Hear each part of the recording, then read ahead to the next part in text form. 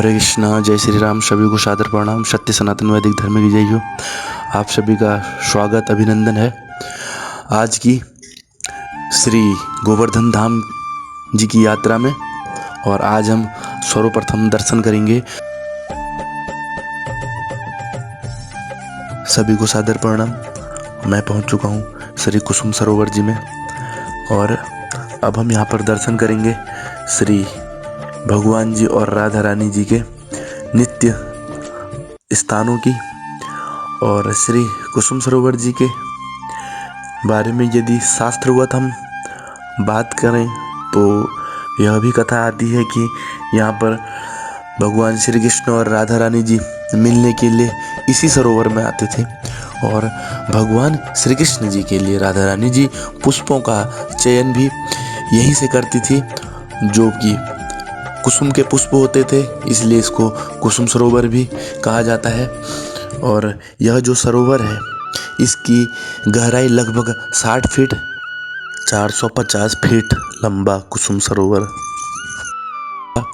यह कुसुम सरोवर प्राचीन सरोवरों में से एक माना जाता है। राजा वीर सिंह देव जी ने इसको 17वीं शताब्दी में बनवाया। उसके बाद राजा सूरजमल जी ने इसका जीर्णोद्धार करवाया और इसे भव्य सरोवर के रूप में प्रदान किया। तत्पश्चात राजा सूरजमल जी के जो पुत्र हुए राजा जौहर सिंह जी ने इसे अपने पिता और तीनों माताओं की याद में एक ऊंचे चबूतरे पर अत्यंत कलात्मक छतरियों का निर्माण करवाया है, जिसे हम आगे दर्शन करेंगे। आप देखते रहें राकेश व्रज, क्योंकि इसमें आपको मिलता है व्रज से संबंधित और सनातन धर्म से संबंधित बहुत महत्वपूर्ण जानकारियाँ, जिससे कि हम अपने भौतिक जीवन में कार्य करने के साथ साथ अपने आध्यात्मिक जीवन में भी उन्नति करें। तो आप सभी मुझे अपना आशीर्वाद और मार्गदर्शन देते रहें और देखते रहें राकेश व्रज।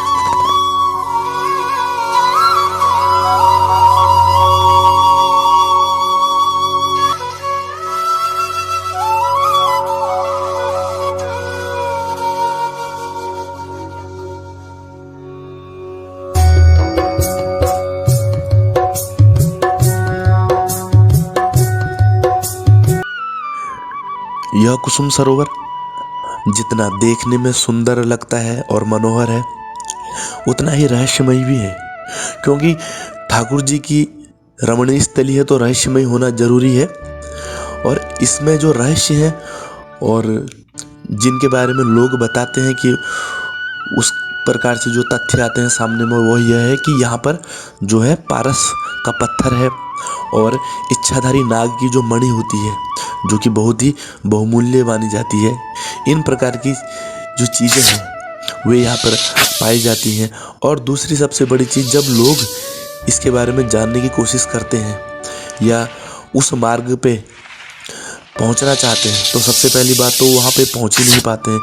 और जो जाने का प्रयास भी करता है तो वे अपने शारीरिक क्षति को पाते हैं, या तो उनके हाथ पाँव में इस प्रकार की विकृतियाँ आ जाएंगी, जिस प्रकार के जैसे कोढ़ी होता है, या फिर वे अंधे हो जाएंगे, या अन्य अन्य प्रकार की समस्याएं, जो कि हमें सचेत करती हैं कि हम भगवान की लीलाओं में, भगवान के किए गए कार्यों में अपनी कुटिल और स्वार्थपूर्ण बुद्धि का प्रयोग ना करें और सदैव ही भगवान का चिंतन करते हुए भगवान की लीलाओं का स्मरण करें और अपना जीवन को धन्य करें।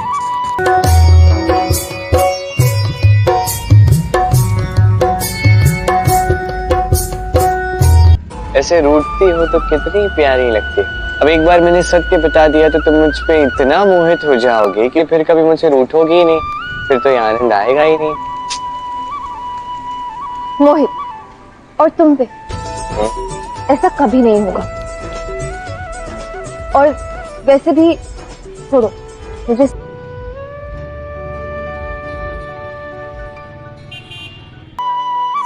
अब यहाँ पर भगवान जी कह रहे हैं आप रूठते हो तो कितनी प्यारी लगती हो। तो इसी प्रकार की लीलाएं यहाँ पर नित्य श्रीमती राधा रानी जी और ठाकुर ठाकुर जी करते रहते हैं।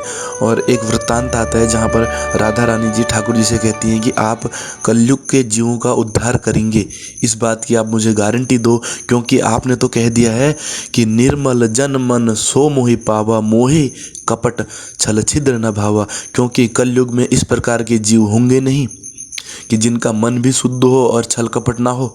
तो जब तक आप उन जीवों के उद्धार की बात को मान नहीं लेते हैं तब तक मैं आपसे रूठी ही रहूँगी। तो इतनी करुणामयी हमारी श्रीमती राधा रानी जी हैं।